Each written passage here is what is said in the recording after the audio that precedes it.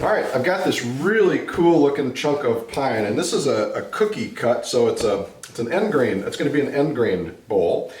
This was cut by my friend George over at Von Driscoll Works, and he treated it with pentacryl, which is why it hasn't exploded on me at this point. It's really held up pretty well. It's down to already about 13% moisture content, at least at the surface and edges, so maybe a little bit more wet in the middle, but so far has really held up fine in terms of major cracking. Some cracks appearing. It's loaded with blue streaks. So I'm going to cut a profile out of here. There's some large indentations here, which means I'm going to lose definitely some of that. So I'm not going to try to be too aggressive in capturing that. I want to have a bowl that's not going to blow up on me during the turn here. So I've got a 16-inch disc, and I'm going to just position that and draw a cut line off of that. All right, take it over to the bandsaw and cut out a blank.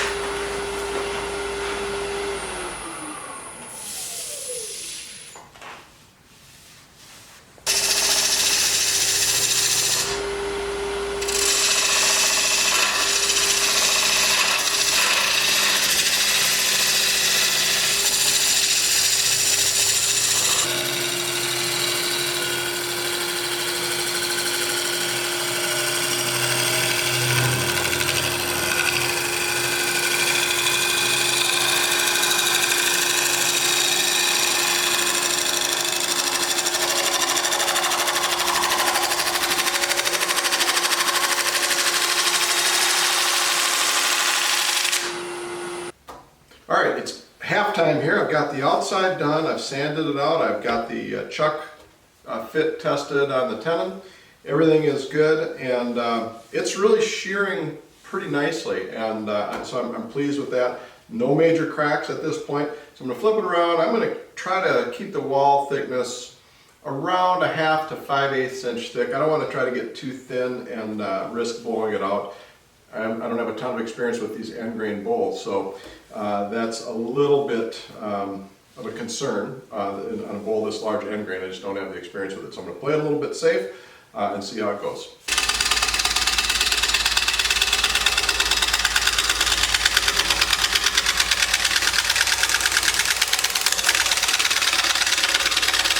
Or usually when I'm turning a bowl, you'd see me going with kind of plunge cuts going toward the base of the bowl.